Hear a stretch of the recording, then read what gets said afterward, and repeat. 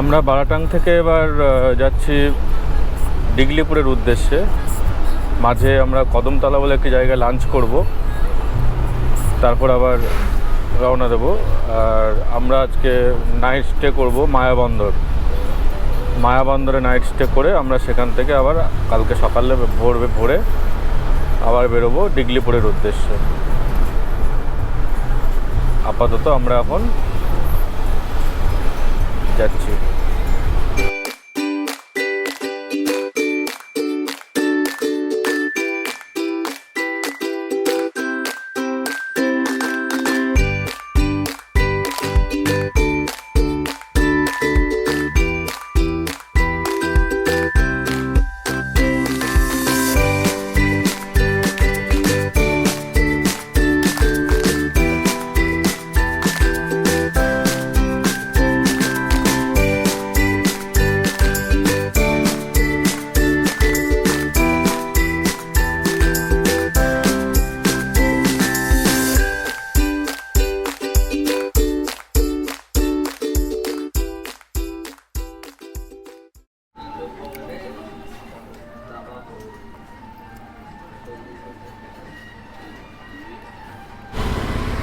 কদমতলা একটি জায়গায় আমরা চলে এসেছি। এখানে আমরা লাঞ্চ সেরে নেব। লাঞ্চ সেরে নিয়ে তারপরে আমরা আবার আমাদের পরবর্তী গন্তব্যে রওনা দেবো। এখানে আপাতত আমরা লাঞ্চটা সেরে নিচ্ছি।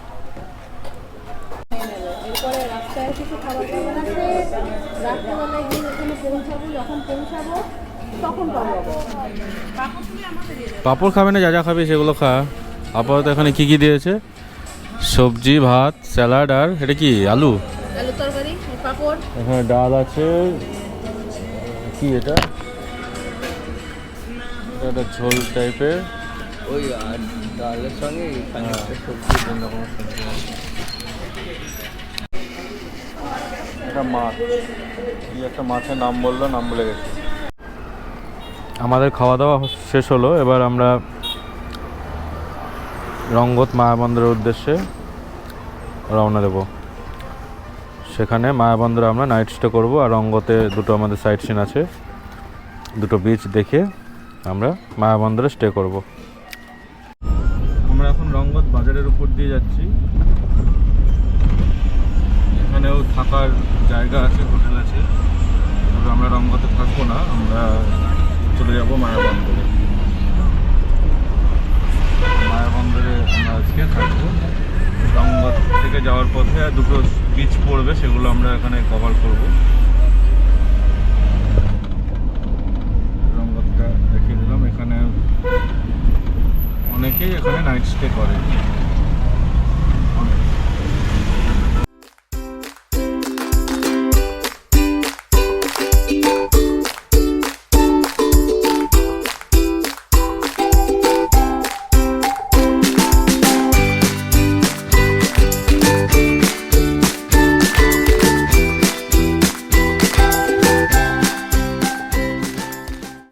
আমরা এসে পৌঁছালাম পঞ্চওয়াটি ইকো ট্যুরিজম, পঞ্চওয়াটি বিচ। ছোট একটা বিচ এখানে হয়েছে।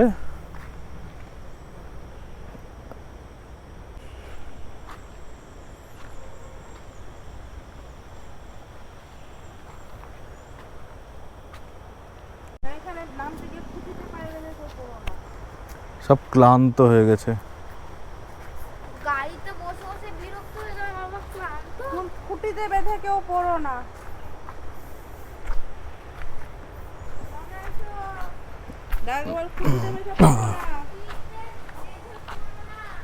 নতুন এই বীজটি তৈরি হয়েছে।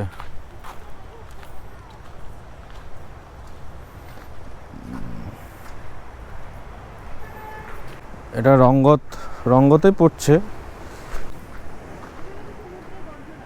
হ্যাঁ, ক্যামেরাটা আনোনি না? দেখো ওইদিকে, দেখো ওই গাছপালাটা বেশ সুন্দর লাগছে, গাছের ভিউটা।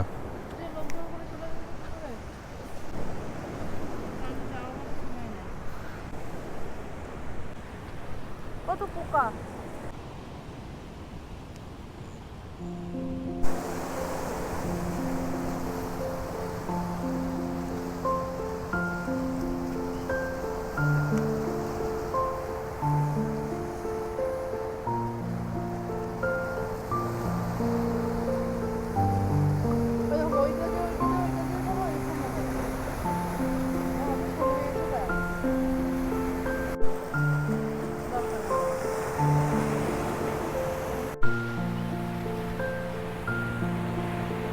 অসাধারণ, বীজটা দেখতে দারুণ।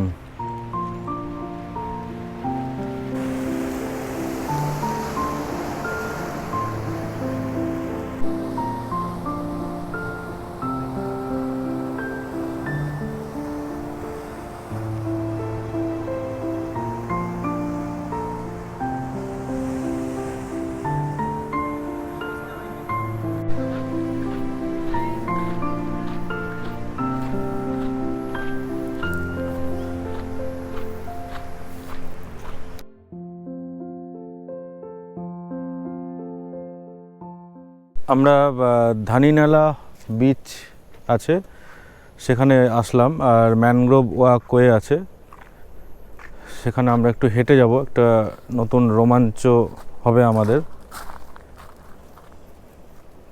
চলো।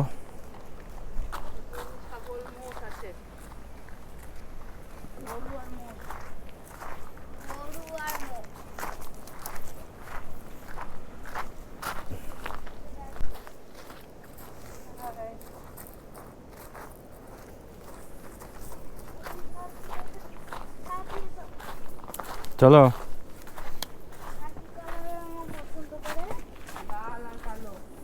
চ চ চ চ চ। বাবা তো ভালো করে আছে। ওয়াও,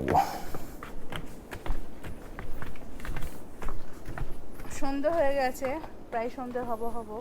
আমরা যাচ্ছি, দেখা যাক কতটা কি গা ছমছমে পরিবেশ তো, পুরো গা ছমছমে পরিবেশ।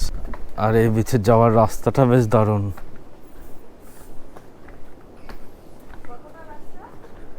আওয়াজ শুনতে পাচ্ছ তো সমুদ্রের? হ্যাঁ,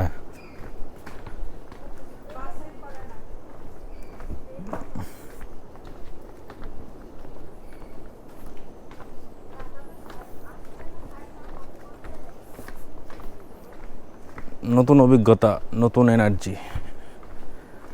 একটু ভয় ভয় লাগছে, একটু ভয় ভয় পরিবেশ। গা ছমছমে পরিবেশ। হ্যাঁ, কেউ নেই, আমরা শুধু চারজন। সাবধানে ছো। কেউ নেই, আমরা চারজন, গা ছমছমে পরিবেশ, ভয়ও লাগছে। যাচ্ছি, যাই। মা কি রে?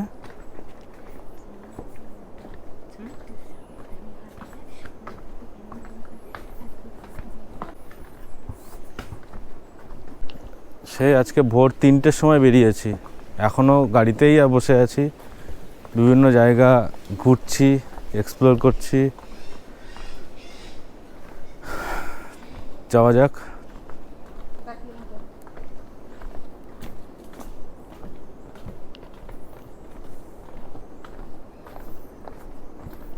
একটা জিনিস বলে রাখি, এখানে মোবাইলের নেটওয়ার্ক কোনো কিছুই নেই। বিএসএনএল আছে, বিএসএনএল 2G, জিও প্রায় নেই, এয়ারটেলও নেই, ম্যাক্সিমাম জায়গাতে এয়ারটেল নেই।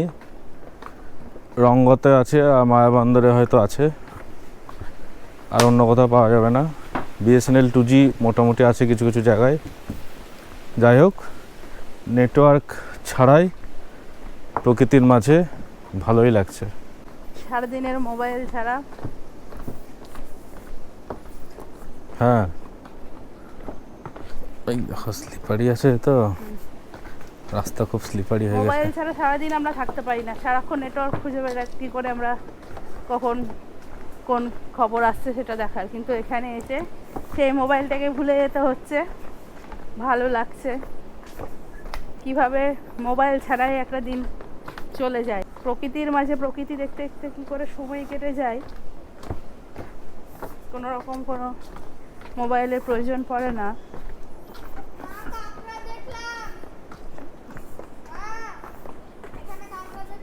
সেটা প্রকৃতির মাঝখানে না আসলে বোঝা যায় না। হ্যাঁ, পুরোপুরি প্রকৃতির মাঝেই ঢুকে পড়েছি, পরিবেশটা দেখে বোঝা যাচ্ছে। আস্তে হাঁটো, আস্তে হাঁটো।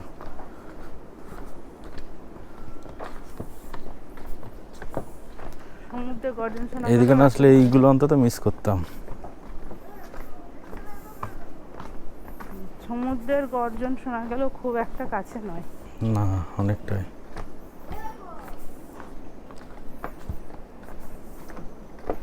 সেই জন্যই তো এই ব্রিজটা বানিয়েছে, যাতে লোকে সমুদ্র পর্যন্ত যায়, নাহলে তো ফাঁকা, তবে কেউ নেই অ্যাকচুয়ালি। এই দিকটাতে মায়াবন্দর বা ডিগলিপুর খুব কম পর্যটকই আসে, কিন্তু আসলে বেশ ভালোই লাগবে। আন্দামান তো এখন দীঘাপুরীর মতো হয়ে গেছে, আন্দামান, পোর্ট ব্লেয়ার সবাই আসছে। ডিগলিপুর আসতে হবে, তবে একটু অন্যরকম স্বাদ পাওয়া যাবে। নীল হ্যাবলাকেও সবাই যাচ্ছে, একটু অন্যদিকে আসলে একটু অন্যরকম স্বাদ পাওয়া যাবে। অনেকটাই দূর, সমুদ্রের গর্জন শোনা গেলেও খুব একটা, এই ছাতা নিয়ে এসছো, খুব একটা কাছে নয়।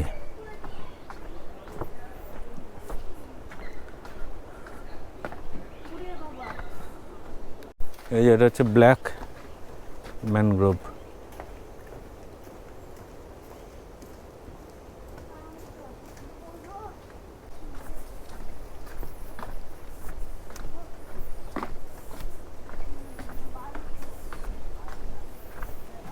বৃষ্টি পড়ছে, ছাতা ধরে নাও। Grey mangrove.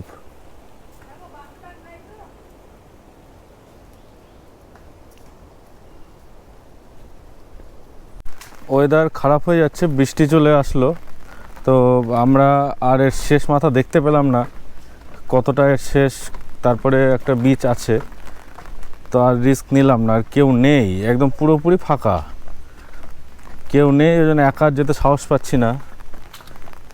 তো বিচটাতে গেলাম না, আমরা ম্যানগ্রোভ ওয়াকওয়েটাই এনজয় করলাম। তো গাড়ির দিকে ফিরে যাচ্ছি, অনেকটা হেঁটেছি, অনেকটা রাস্তা, এটা খুব একটা কম নয়। 1.5 থেকে 2 কিলোমিটার। হ্যাঁ, খুব একটা কম নয়, অনেকটা রাস্তা। বিচও অনেক দূরে, সমুদ্রের আওয়াজ পাওয়া যাচ্ছে কিন্তু বিচ অনেক দূরে। তো যেহেতু কেউ নেই, একা আর ঠিক সাহস হচ্ছে না, সেই জন্য মোবাইলের নেটওয়ার্কও নেই, আর কেউ অতিথিও নাই, লোকজনও নাই, কেউ নাই, ফিরে যাচ্ছি।